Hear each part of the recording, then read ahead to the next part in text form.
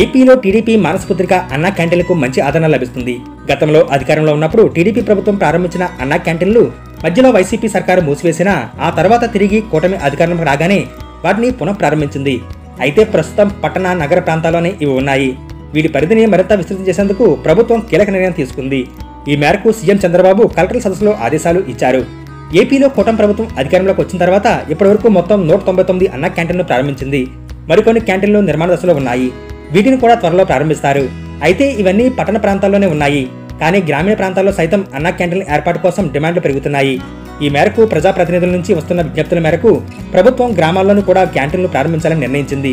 ఈ మేరకు ఆర్థిక శాఖ కూడా క్లియరెన్స్ ఇచ్చింది. దీంతో కలెక్టర్ సదస్సులో సీఎం చంద్రబాబు ఆ మేరకు గ్రామాల్లో అన్నా క్యాంటీన్ ఏర్పాటుకు సిద్ధం కావాలని అధికారులకు సూచించారు. స్థానిక ప్రజాప్రతినిధుల అభిప్రాయాలు తీసుకుని ఎక్కడెక్కడ అన్నా క్యాంటీన్లు అవసరమో ప్రతిపాదనలు పంపించాలని సూచించారు. వచ్చే ఏడాది మార్చి నాటికి ఇలా గ్రామీణ ప్రాంతాల్లో తొలిగా 63 క్యాంటీన్ల ప్రారంభానికి వీలుగా చంద్రబాబు ఆదేశాలు ఇచ్చారు. ఈ మేరకు త్వరలో మార్గదర్శకాలు కూడా జారీ చేస్తారు. వీటికి వచ్చే స్పందన ఆధారంగా భవిష్యత్తులో క్యాంటీన్ల సంఖ్యను మరింత పెంచనున్నారు.